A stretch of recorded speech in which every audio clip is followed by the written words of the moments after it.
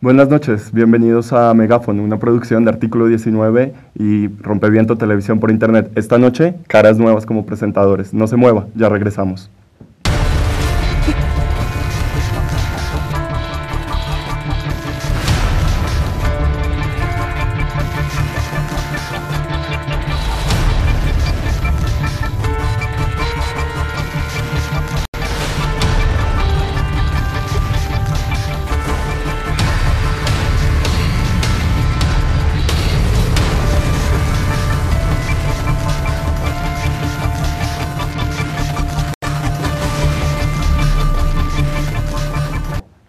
Qué bueno que sigue aquí. Esta noche tenemos dos temas muy importantes y muy interesantes. Me acompaña Sandra Patargo, oficial de documentación de Artículo 19. El primero de los temas va a ser el informe semestral de Artículo 19, más violencia, más silencio. El segundo de los temas vamos a discutir sobre Tlatlaya y el acceso a la información en Tlatlaya. ¿Te parece, Sandra, si para dar inicio con el primer tema rodamos un video que contiene las cifras de lo que se ha documentado en el primer semestre de 2015 por Artículo 19? Me parece perfecto, vamos con el video. La crisis de derechos humanos que se vive en el país ha tenido un grave impacto en la libertad de expresión. A pesar de las advertencias y recomendaciones otorgadas por organismos internacionales, los casos se caracterizan por la inactividad del gobierno. La falta de investigaciones oportunas, imparciales y eficaces protege a los responsables de violaciones de derechos humanos y fortalece el sistema de impunidad en México. En este contexto, el primer informe semestral de 2015 de Artículo 19 expone la adversidad en el libre ejercicio periodístico que no solo vulnera a la prensa, también a la sociedad. En el primer semestre de 2015 se documentaron 227 agresiones contra la prensa, es decir, en la administración de Enrique Peña Nieto se incrementó un 65% respecto al sexenio anterior. Destaca el asesinato de 6 periodistas en México, de enero a la fecha, 3 registrados en menos de 2 semanas. La entidad con mayor número de agresiones es Guerrero, con 38 ataques, seguido por el Distrito Federal, con 33, y Puebla, con 29. Veracruz, cuarto lugar, continúa como una de las regiones más peligrosas para la prensa en el mundo. Se registraron 3 asesinatos, que suman ya 18 desde 2000. La impunidad, en la gran mayoría de los casos, permite que las agresiones continúen. Las autoridades han sido omisas en su obligación por garantizar el ejercicio pleno de los derechos humanos en México. El contenido de este informe no solo denuncia una situación grave, a su vez explica la débil voluntad de los gobiernos por crear condiciones necesarias para que los mexicanos accedan a información de toda índole y sean partícipes de los procesos democráticos.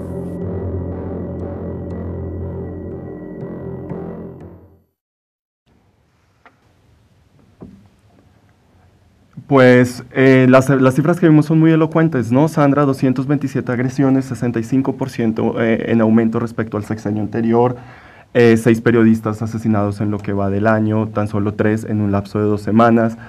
Yo creo que pues, te invitaría a ti a que nos des un poco un contexto, un análisis más de cuáles son las entidades, cuál es el papel de las autoridades.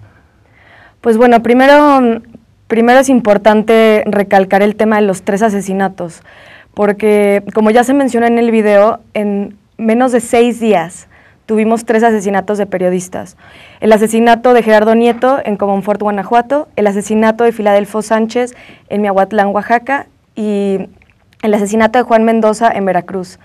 Estamos hablando de 3 periodistas asesinados en un periodo de 6 días, y lo interesante es la respuesta de la sociedad y de la prensa, que realmente con una cifra tan alarmante, en un contexto de tanta violencia, quizás pasaron desapercibidos estos 3 asesinatos. De acuerdo. ¿Y tú qué puedes decirnos respecto a los agresores? En la proporción mayoritaria, ¿son autoridades, crimen organizado, particulares? Pues en la documentación que llevamos a cabo encontramos que en lo que va del año, de enero al 2 de julio de 2015, 77 de las agresiones fueron perpetradas por funcionarios públicos. La mayoría de estas agresiones, 39, por autoridades estatales. Entonces estamos hablando de que la mayor responsabilidad, no solo por omisión de las agresiones, pero por ser perpetradas, es hacia el Estado. El Estado con mayores cifras en este sentido es el Estado de Puebla, donde resulta interesante que dentro de las víctimas y la documentación encontramos que el gobernador de Puebla fue mencionado 10 veces como el principal agresor. Ok, y respecto, yo creo que sería muy interesante si platicamos respecto a los mecanismos de respuesta del Estado, ¿no? Ya tenemos las agresiones, un incremento porcentual muy significativo, 227 agresiones, muy elocuente. ¿Cómo responde el Estado mexicano? Hay cierta parálisis respecto al mecanismo de protección de periodistas, la Fiscalía Especializada en Investigación de Delitos de Libertad de Expresión. ¿Tú cómo valorarías el papel de las autoridades mexicanas? A pesar de la existencia del mecanismo de protección de la FEADLE, nos encontramos todavía con un porcentaje altísimo de impunidad, un 99% de impunidad en casos de agresiones a periodistas, de una reacción lenta en casos de riesgo, que solo acentúan la problemática, porque si no hay reparación de daños, si no hay justicia, entonces es normal que estas cifras sigan incrementando. Y pues sobre todo si estamos hablando de que los principales agresores es el mismo Estado, pues ahí está el meollo del asunto. Claro, es realmente preocupante porque cuando se cometen violaciones en contra de la prensa realmente se está violando también el derecho a la libertad de información y a la libre circulación y que la sociedad pueda hacerse información de diferentes fuentes, ¿no? Entonces estamos hablando de dos esferas de violación frente al periodista y a su ejercicio de libertad de expresión, libertad de informar, pero también frente a la sociedad, ¿no? El derecho que tiene de hacerse de información. Sí, y también me gustaría resaltar el tema electoral. Como parte de este contexto de violencia y de agresiones contra la prensa este año. Vivimos elecciones este año y esto impactó directamente a la violencia contra periodistas. Tuvimos una jornada electoral del 7 de junio con 37 agresiones a periodistas y tuvimos un aumento de cifras de partidos políticos como perpetradores de las agresiones.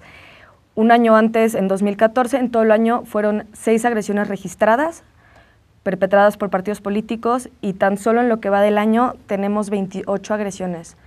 Y una jornada electoral cargada de violencia y militarización que tuvo un impacto en la violencia hacia los periodistas. Y Sandra, para terminar este primer segmento te propongo si nos das un análisis respecto a si hay alguna diferenciación de la violencia por motivos de género. A las mujeres que ejercen el periodismo se les agrede de una forma particular, ¿cómo participan las mujeres agredidas dentro de estas 227 agresiones? De las 227 agresiones documentadas por artículo 19 en lo que va de 2015, 46 fueron dirigidas a mujeres. De las 46 tenemos casos relevantes de violencia diferenciada por el tema de género. Nos encontramos con un caso de una violación sexual a una periodista en Veracruz. No mencionamos su nombre por temas de seguridad hacia la víctima, y también nos encontramos con muchos casos de violencia de género en redes sociales, amenazas de muerte, amenazas de violencia sexual. Tenemos el caso de Luisa Velázquez, una tuitera y comunicadora que la encontramos en redes sociales como menstruadora, que recibió durante varios días hostigamiento y amenazas de muerte y de violencia sexual, lo cual la llevó a tener que cerrar sus cuentas y dejar de comunicar durante varios días por estos ataques de personas en redes sociales. Pues bueno, este es el panorama del primer informe semestral de 2015 de artículo 19. Regresando, vamos a abordar el segundo tema que les prometimos, Tlatlaya, la orden fue a abatir, y no se vaya, ya regresamos.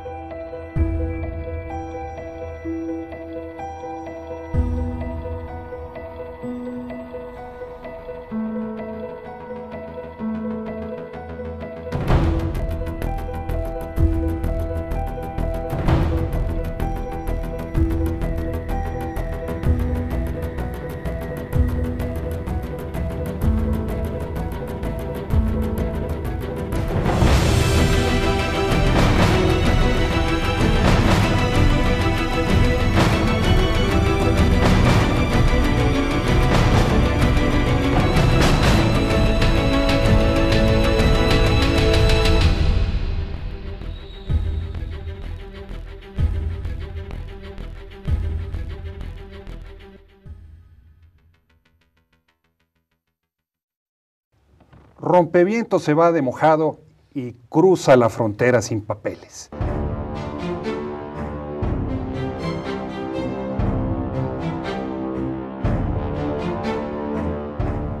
Hola, ¿qué tal? Saludos a toda la banda de Marín TV. ¿Qué tal? Queremos saludar al Condado de Marín y a Marín TV. Hola, ¿qué tal, amigas y amigos de Marín TV? Un saludo desde rompeviento.tv, allá en el área de la Bahía en San Francisco, California. Hola, saludos, nos vemos pronto. Saludos. Le damos la gran bienvenida a todos esos paisanos que andan por allá en la Bahía de California. Pronto estaremos con ustedes. Gracias, que les vaya muy bien. Desde Rompeviento, un fuerte abrazo a todas y todos ustedes. Y desde la Ciudad de México mandamos un cariñoso saludo al Condado de Marín, a Marín TV y a nuestros paisanos con papeles o sin papeles que seguramente nos van a estar viendo del otro lado de la pantalla.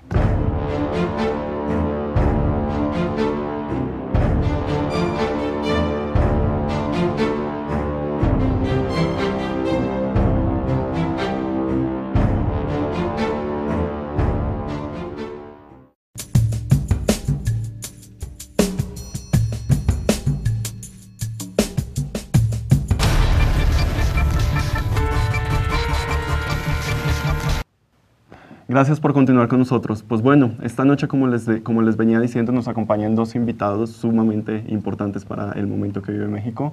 Presento a Irving. Irving hace parte del equipo de investigaciones de Aristegui. Actualmente solo están publicando en internet. No sé cómo vaya avanzando la situación, pero con planes de regresar a la radio. Regresar al aire, sí, a la radio, por supuesto. Y también nos acompaña Mario Patrón, director del Centro ProDH. Mario, ¿cómo estás? Gracias, muy amables por la invitación. Honrados con tu presencia. No, al contrario.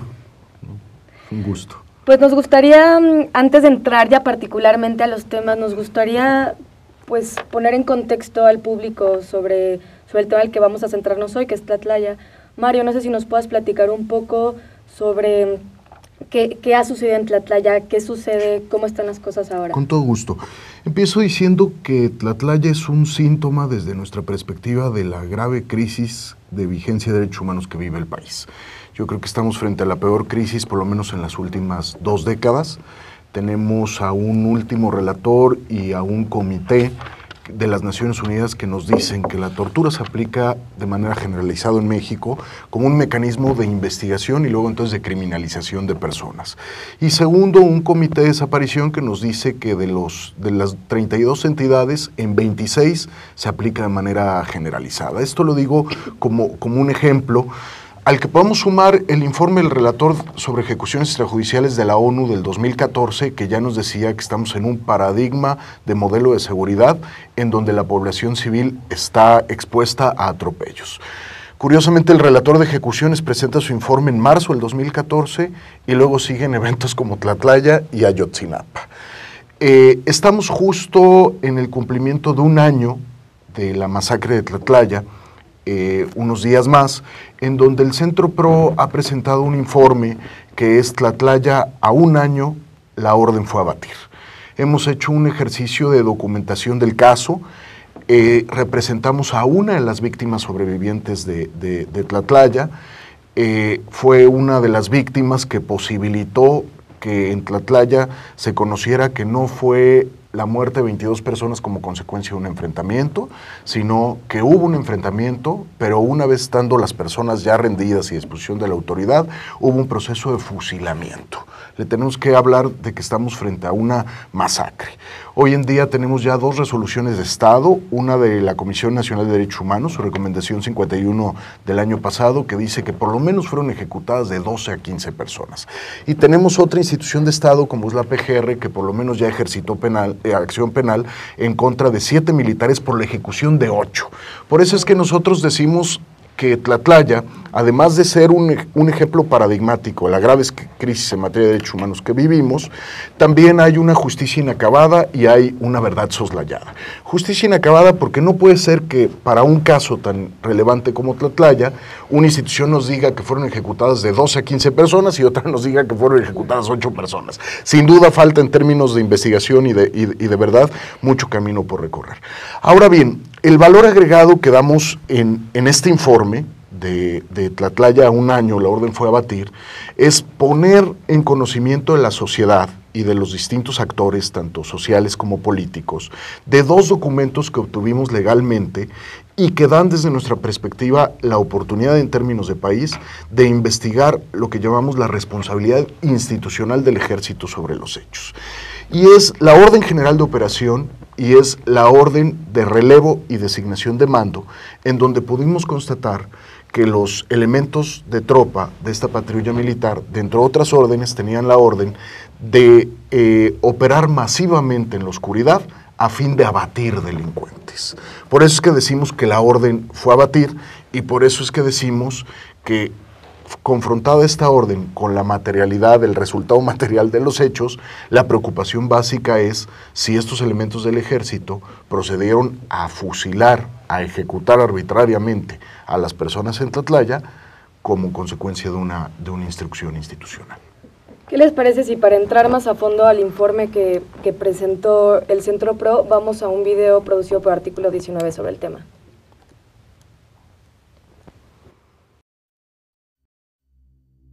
El alto mando del ejército mexicano ordenó ejecutar a ciudadanos en el poblado de Tlatlaya, Estado de México, de acuerdo con un documento obtenido por el Centro de Derechos Humanos Miguel Agustín Pro Juárez. La orden fue a abatir. En un reporte realizado a un año de los hechos ocurridos en Tlatlaya, en donde 22 personas murieron, al menos 8 de ellas ejecutadas por soldados, se incluye un documento oficial del ejército mexicano, en el cual se establece que los integrantes del 102 Batallón de Infantería de la 22 Zona Militar recibieron esa instrucción una semana antes de la masacre. Las tropas deberán operar en la noche en forma masiva y en el día reducir la actividad a fin de abatir delincuentes en horas de oscuridad. Se lee en el documento, dirigido al teniente encargado de las actividades militares. El documento, que forma parte del informe Tlatlaya a un año, la orden fue a abatir, y obtenido vía un proceso jurisdiccional, obliga a que se investigue la responsabilidad de los superiores jerárquicos, desde el teniente hasta Salvador Cienfuegos Cepeda, secretario de la Defensa Nacional.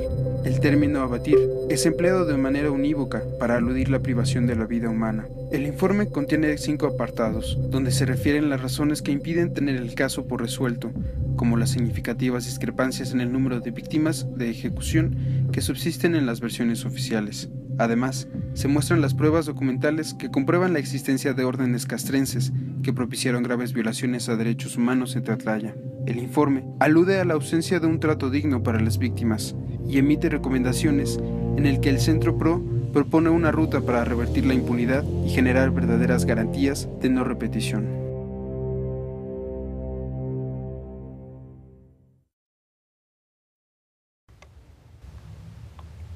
Pues ya sentadas las bases un poco de qué fue Tlatlaya, qué sacó, qué nos informó el Centro PRO DH el jueves pasado.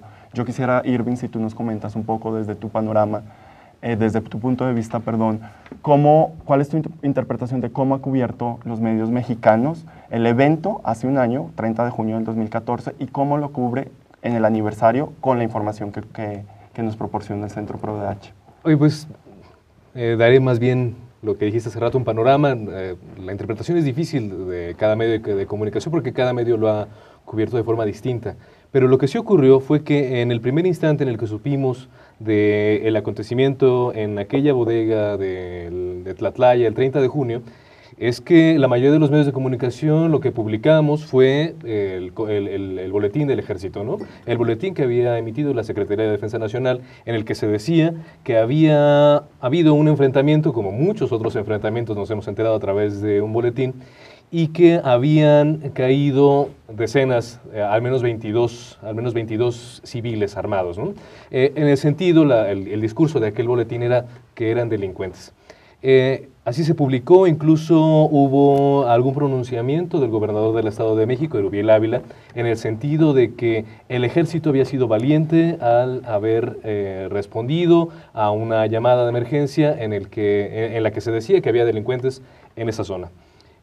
Pasaron algunos días y el primer rompimiento con esa versión oficial fueron aquellas fotografías de la agencia AP en la que se nota en la bodega pues unos disparos con sangre. Yo creo que es, bueno, incluso está en el informe del PRO como la imagen de Tlatlaya.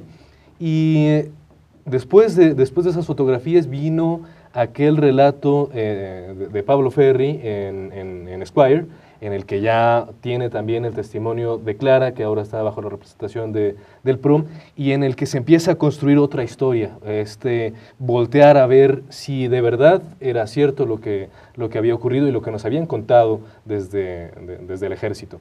Y vino la vorágine, vino ya el cuestionamiento de muchos otros medios. Nosotros empezamos a voltear.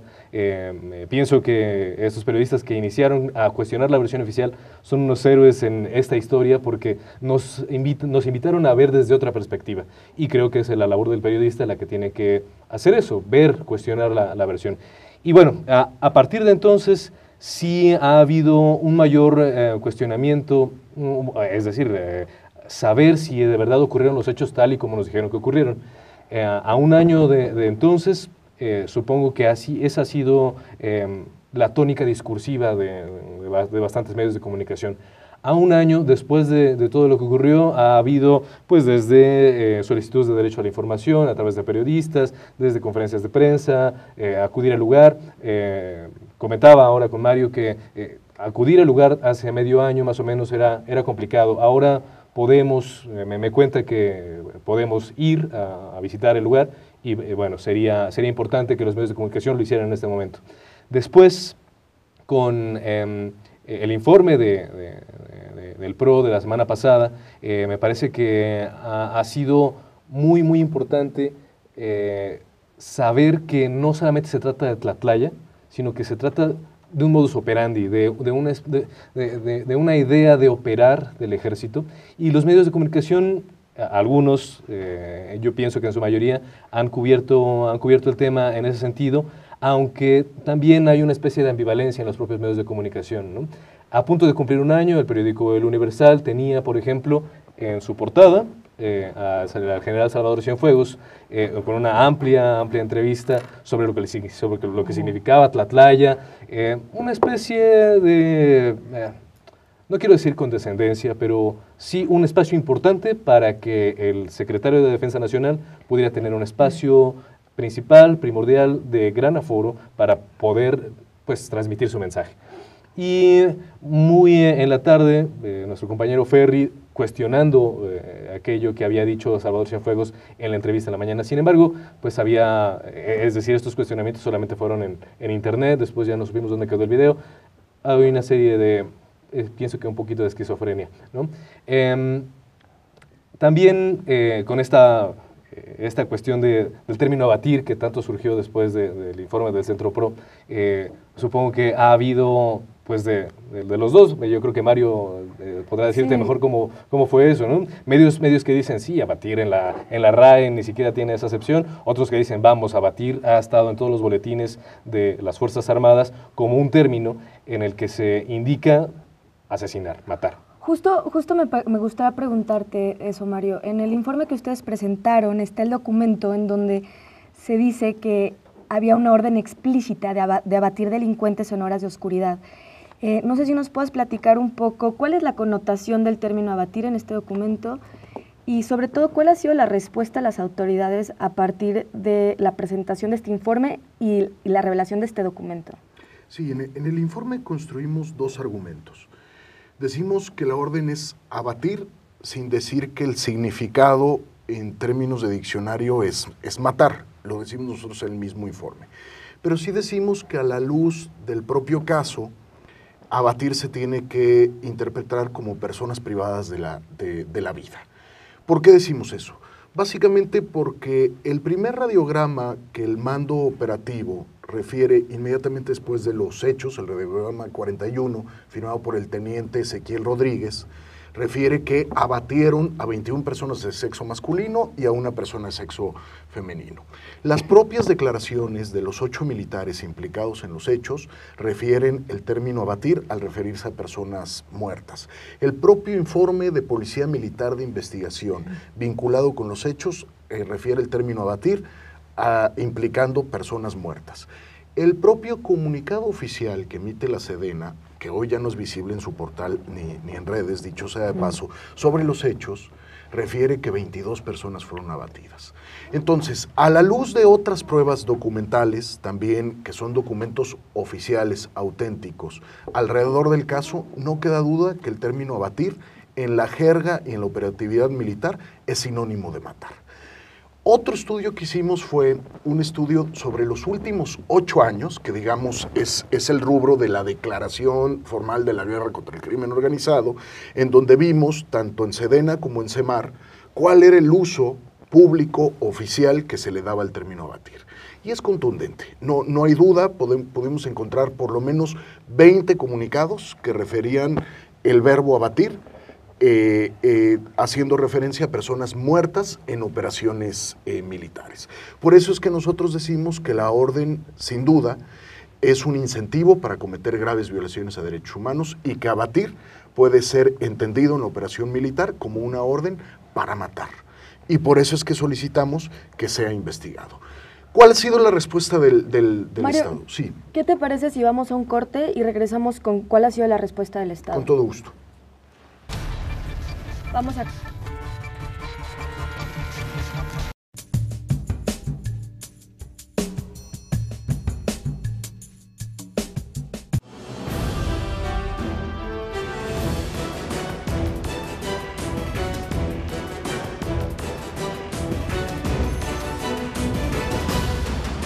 The name's Bond. James Bond.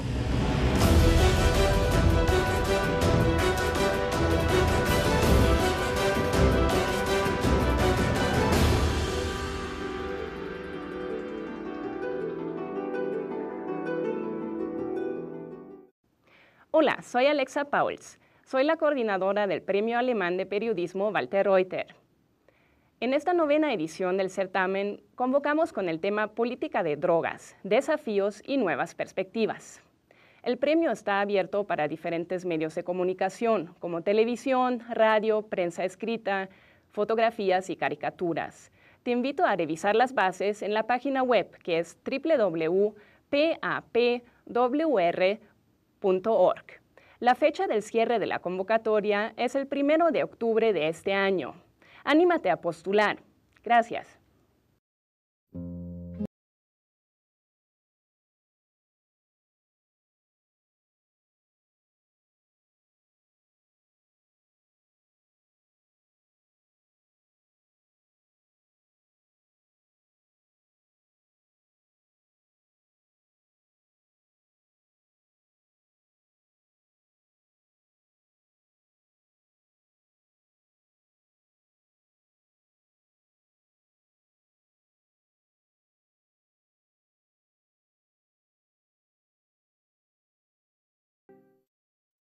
¡Arrodíllese! ¿Para qué? Estoy a la altura de las balas.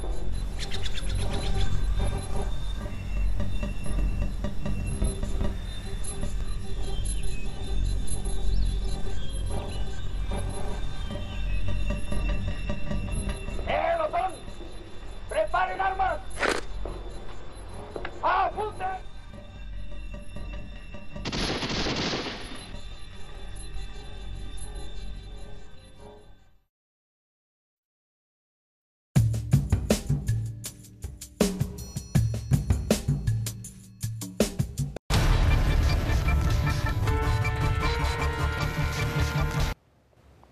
Hola, ya estamos de regreso. Quisiera retomar el tema en el que estábamos antes.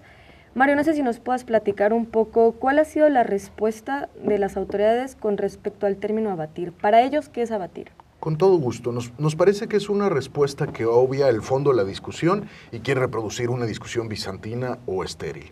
Se van al diccionario y dicen, ninguna de las 10 excepciones que marca el diccionario refleja que abatir es matar. Por eso es que nosotros construimos el argumento de que hay que ir más allá de un argumento simplista como es el diccionario, y es que desarrollemos estas 2 líneas de investigación que ya te comentaba.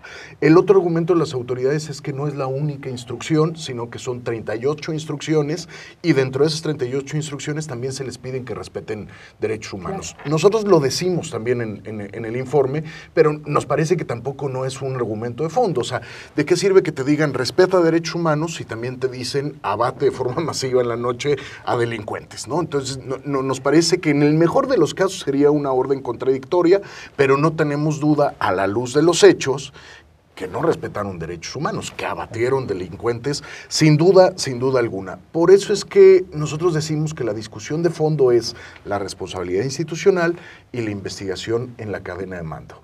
Nos parece que hasta ahorita Tlatlaya, si bien hay 7 militares procesados, se queda solo en el tema de la autoría material y hay que ir al tema de la responsabilidad institucional. Una orden de abatir en un Estado democrático de derecho es insostenible. La orden tendría que ser: busca, y si ves personas que están cometiendo delitos en flagrancia, deténlos y ponlos a disposición. ¿Sí? El uso de la fuerza siempre será el último medio y más de la fuerza letal. Pero incluso si hiciéramos un análisis en términos de lo que se llama el derecho de guerra a partir de los convenios de Ginebra, también la orden de abatir no se sostiene, porque el protocolo segundo, que se refiere a conflictos armados internos, usa otros conceptos como neutralizar, por ejemplo. Entonces, lo que nos da cuenta esta orden es que estamos frente a un estado de excepción, de hecho, no declarado, pero incluso hasta en un estado de excepción hay derechos que no son restringibles, como el derecho a la vida, ¿no? Entonces, como queramos ver, estamos frente a una orden ilegítima, pero también ilícita desde nuestra perspectiva. De acuerdo. Dices algo muy interesante sobre no hacer eco de esta salida del gobierno de qué es abatir, qué no es abatir, porque se está legitimando un poco esta discusión estéril. Respecto a eso, yo tengo una pregunta. Sale ayer CNDH respecto a qué es abatir. Sale en un evento público y dice que se emitieron medidas cautelares y los efectos son, al parecer, para que sea más preciso respecto a los términos. Sí. ¿Cómo interpretas tú esta salida de la CNDH? ¿Está en cierto sentido haciendo eco y legitimando de la discusión de semántica y estéril, como muy bien lo dijiste, de qué es abatir y qué no es abatir? Sí, no, desde nuestra perspectiva no. ¿Qué hicimos con el informe? Una de las solicitudes es a la CNDH que emita medidas cautelares para que se evite que se sigan circulando órdenes como esta. Y sí, la CNDH le dice expresamente que tiene que revocar o modificar órdenes que utilicen el verbo abatir, el cual se puede interpretar en la operación militar de manera ambigua. En ese sentido, sí, la CNDH emite medidas de protección que le dice a la Sedena: oye, tienes que clarificar tus órdenes y de alguna manera no puedes seguir emitiendo estas órdenes. Claro que lo hace como un órgano de Estado, lo hace de manera muy elegante y podría interpretarse también de manera ambigua.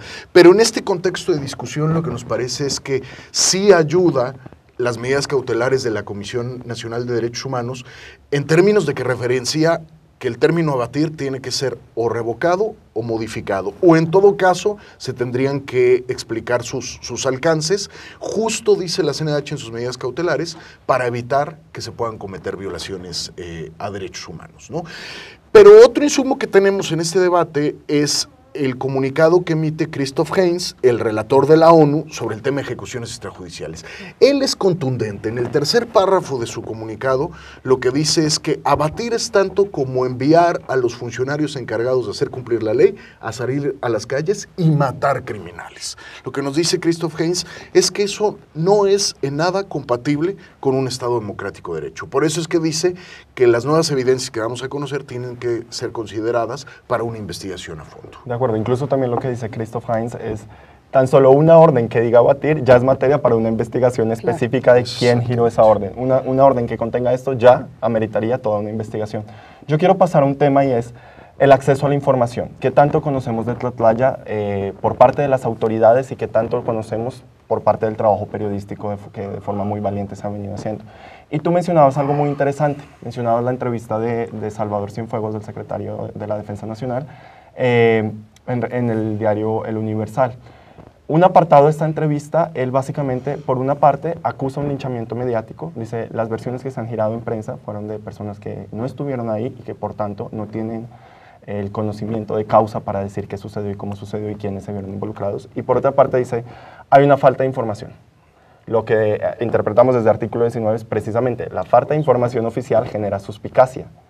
Y frente a esta desinformación, lo que tenemos son periodistas valientes que construyen a partir de sus fuentes, de sus testimonios, posibles escenarios, ¿no? Con ciertos grados, digamos, según sus fuentes, según su sustento, como con ciertos grados de proximidad, ¿no? Respecto a lo que sucede. ¿Tú cómo ves este término, como de este panorama de mucha suspicacia, de falta de información? Creo que el secretario de Defensa tiene a su favor que es cierto que ninguno de los militares está declarado como culpable en ninguno de los dos tribunales, ni en el militar ni en el civil. Eso es totalmente cierto, aunque la CNDH ya dijo en su recomendación del año pasado que todos los hechos, más bien todas las averiguaciones previas que constituían esos hechos, es decir, 3 del Foro Civil y 3 del Foro Militar, constituían violaciones graves a los derechos humanos. Así lo clasificó la CNDH también.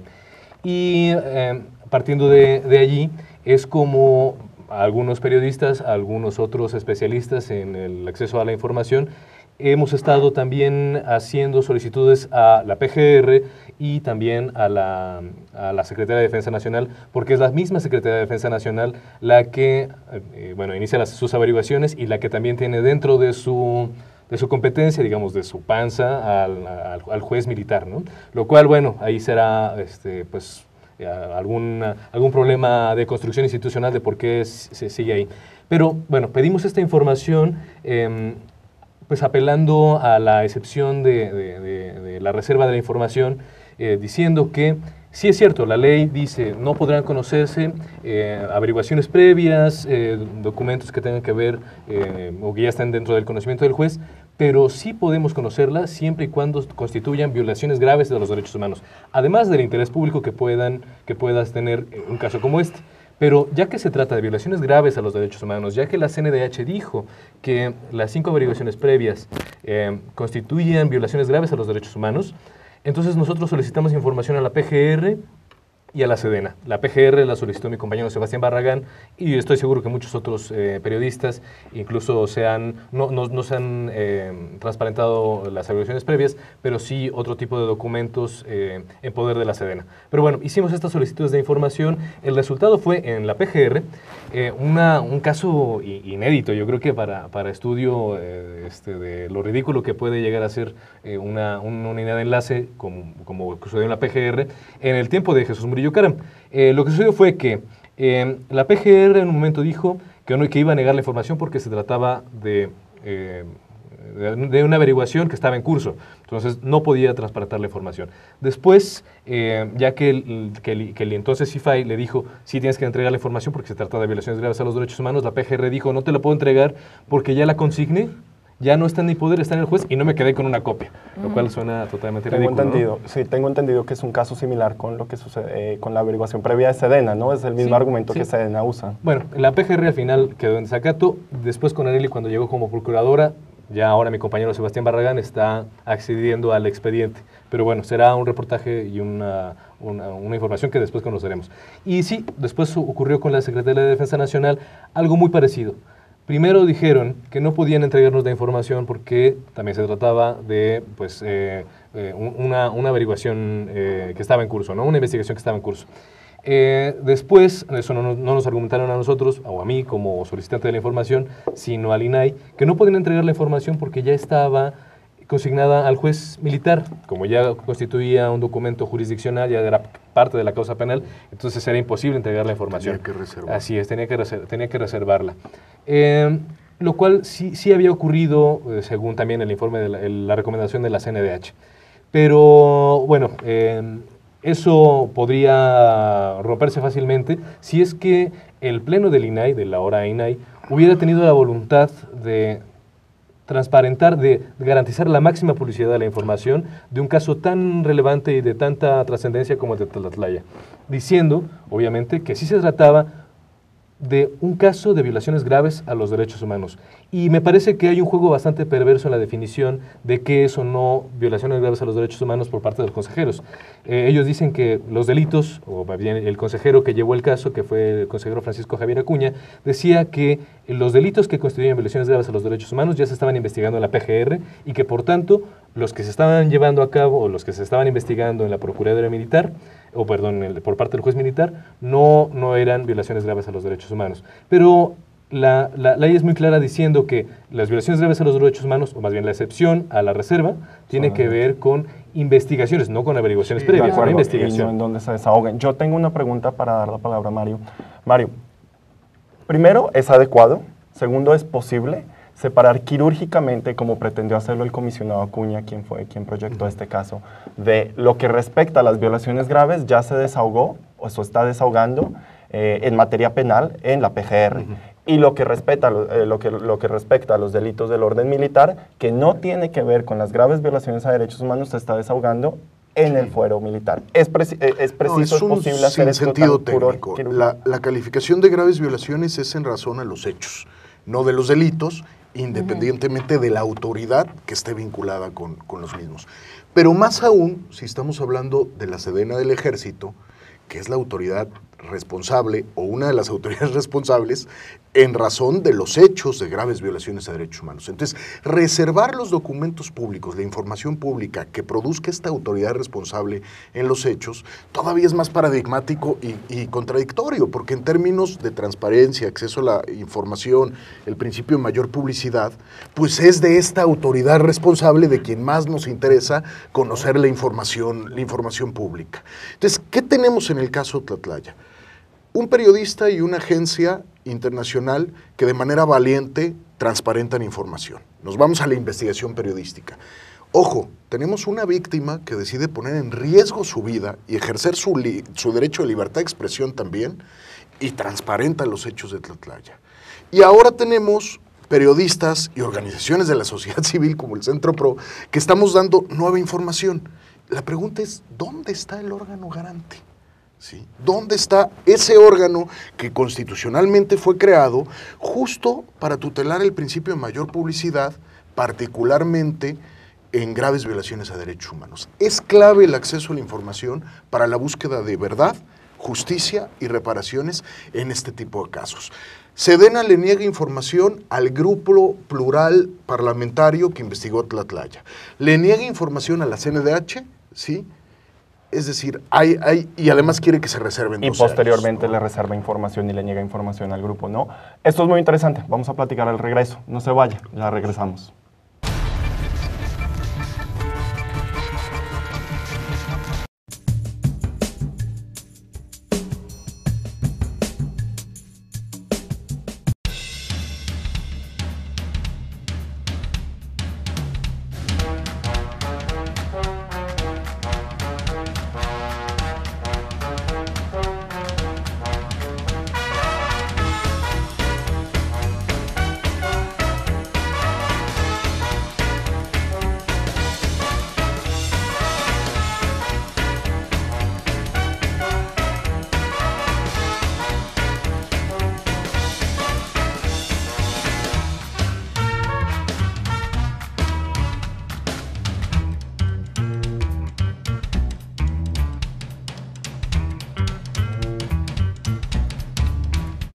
Mi nombre es Esther, pero eso no importa ahora.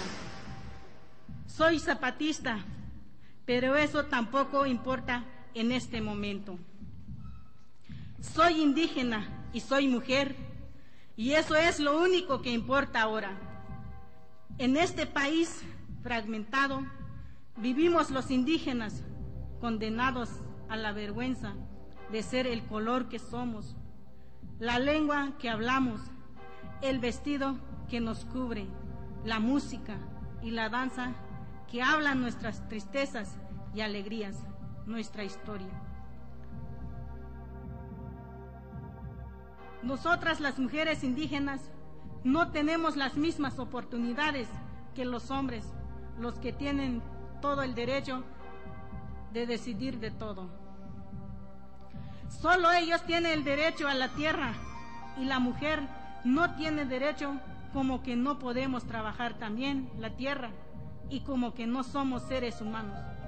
Las mujeres indígenas no tenemos buena alimentación, no tenemos vivienda digna, no tenemos ni un servicio de salud ni estudios.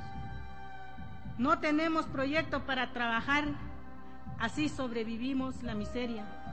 Esta pobreza es por el abandono del gobierno, que nunca nos ha hecho caso como indígenas y no nos han tomado en cuenta, nos ha tratado como cualquier cosa.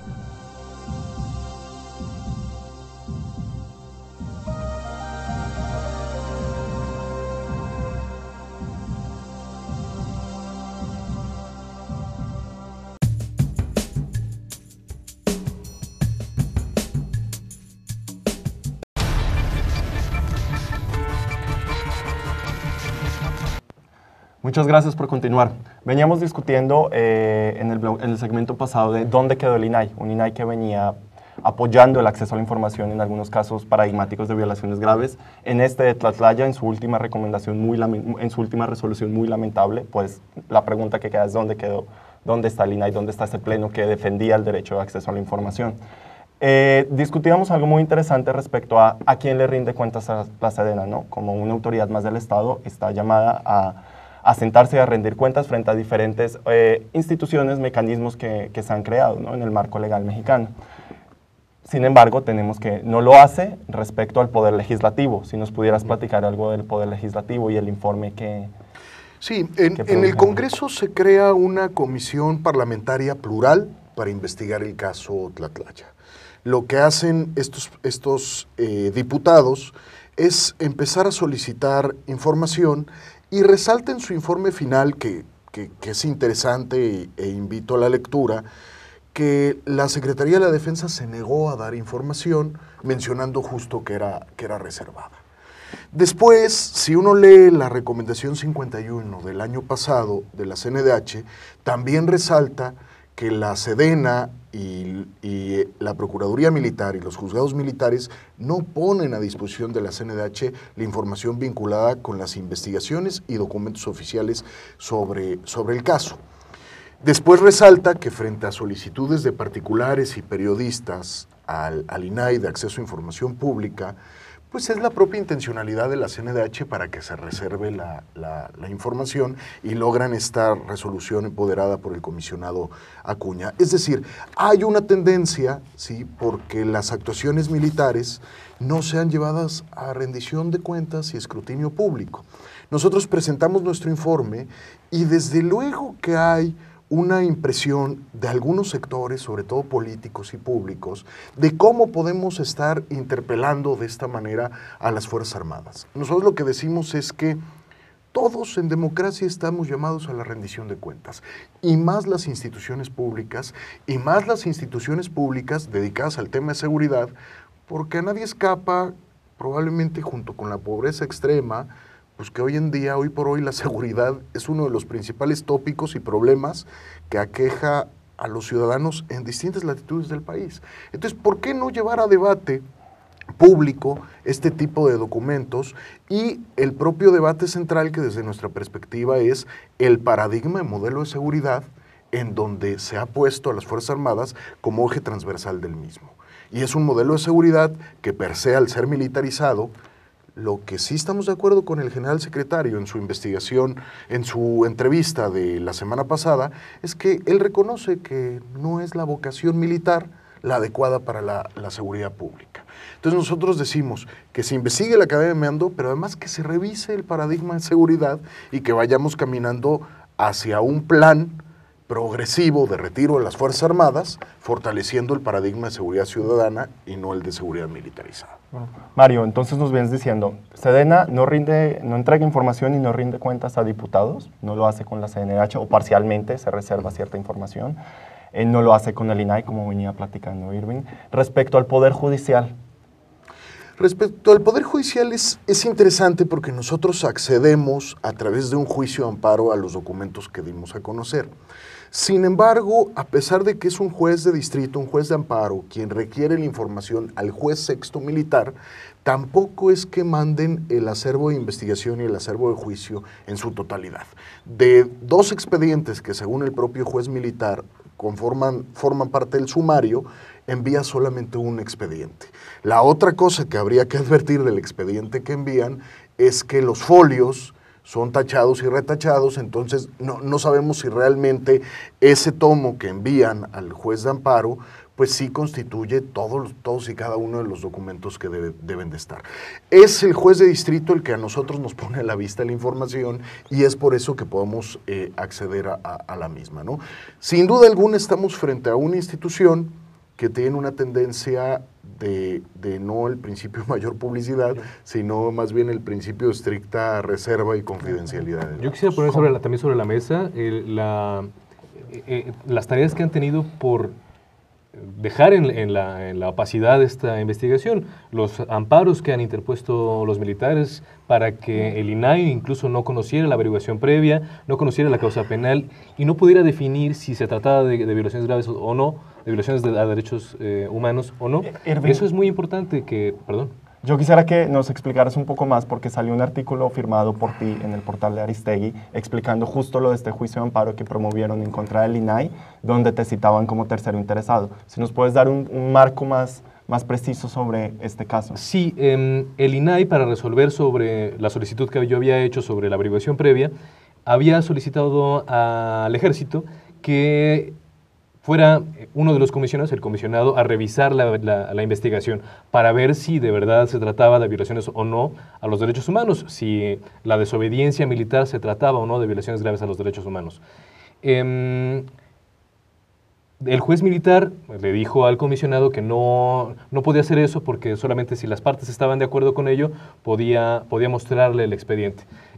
El comisionado no acudió, pero además de eso, los militares, conociendo que el comisionado del INAI iba a acceder a la investigación, los militares pidieron un amparo para que el INAI no pudiera tener acceso a esa investigación.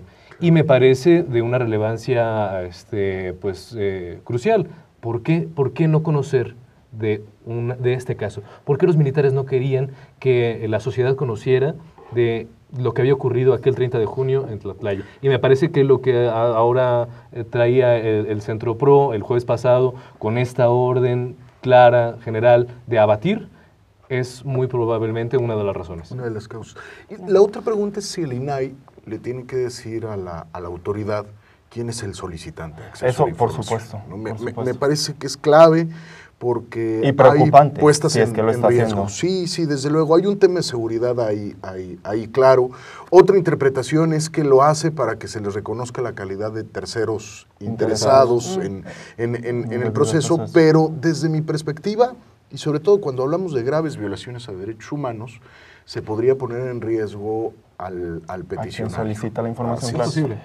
Es verdaderamente preocupante lo que nos comentas, porque lo que están solicitando los militares, según lo que entiendo, es que ni siquiera los comisionados puedan acceder a la información. Y vaya, es una función en ley de ellos que puedan ver la información que se les clasifica para que digan, de acuerdo con esta clasificación o esta clasificación carece de fundamento y motivación. Y el juez sí les otorgó la medida precautoria que pedían, que mientras se resolvía el fondo del asunto, no podían tener acceso, el comisionado no podía tener acceso. Todavía el juicio está por definirse en los próximos días, aunque muy posiblemente se quede sin materia, porque obviamente ya el INAI ya resolvió que va a reservar la información por 2 años y no por 12 como quería el Ejército. Sin embargo, eso es una reserva, al final de cuentas, ¿no? Y bien, Mario, nos acercamos al final del programa y pues vemos este contexto de una crisis de derechos humanos en el país, de autoridades que no tienen voluntad para abrir la información, de restricciones en acceso a la justicia, de acceso a la información. Y pues como empezamos el programa también con este tema que impacta a los periodistas, como tú, Irving. Entonces me gustaría que fuéramos cerrando, que nos fueran platicando sus conclusiones sobre esta situación de Tlatlaya, que nos enfrentamos, qué viene, qué esperamos. Sí, para mí, el Tlatlaya de hoy, que es un Tlatlaya donde exigimos procesos de justicia, verdad y reparación, se debe a una víctima sobreviviente que tiene el valor de denunciar lo que vio y le consta. Una víctima que, dicho sea de paso, no ha tenido el apoyo que se requeriría en todas sus dimensiones del Estado y que incluso ha sido puesta en riesgo por el propio Estado. ya no podemos seguir teniendo en México violaciones graves a derechos humanos que no generen pautas de cambio, que no sean puntos de inflexión.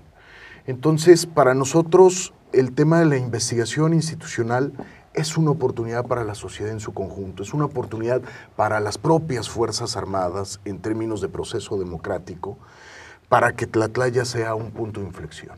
Si no sabemos la verdad de lo sucedido, ¿cómo vamos a establecer los tramos de control, supervisión y rendición de cuentas que eviten que hechos como Tlatlaya no se vuelvan a repetir? Y por eso concluyo diciendo, 2 niveles, frente a las víctimas, verdad, justicia y reparación, por una parte, y a nivel estructural, vamos construyendo un plan, un programa serio de retiro progresivo de las Fuerzas Armadas que nos impliquen el cambio de un modelo de seguridad militarizado a un modelo de seguridad ciudadano. Son claras las advertencias en las experiencias comparadas, los propios expertos de las Naciones Unidas que dicen que este modelo de seguridad lo que genera es la reproducción de graves violaciones a derechos humanos. Y Tlatlaya es un claro ejemplo de ello. Irving, tus conclusiones. Sí, pues el llamado a todos los sujetos obligados, a las instituciones de este país, a que rindan cuentas al ciudadano, que rindan cuentas a los periodistas, a organizaciones, porque en casos como este, de violaciones graves a los derechos humanos, el mayor conocimiento de toda la información da mucho más claridad, da certezas, y es, retomo lo que dice Mario, una oportunidad para construir democracia, construir mejores mecanismos de justicia, de libertad de expresión, y es una gran oportunidad para todos. Pues de acuerdo. Muchísimas gracias por participar en el programa de hoy. Muchísimas gracias, Sandra. Esperemos que Darío decida volver a invitarnos para las próximas veces como conductores, ¿no? Seguro que sí. Bueno, nos vemos la próxima semana con un programa nuevo de Megáfono, una producción de Artículo 19 y Rompeviento Televisión por Internet.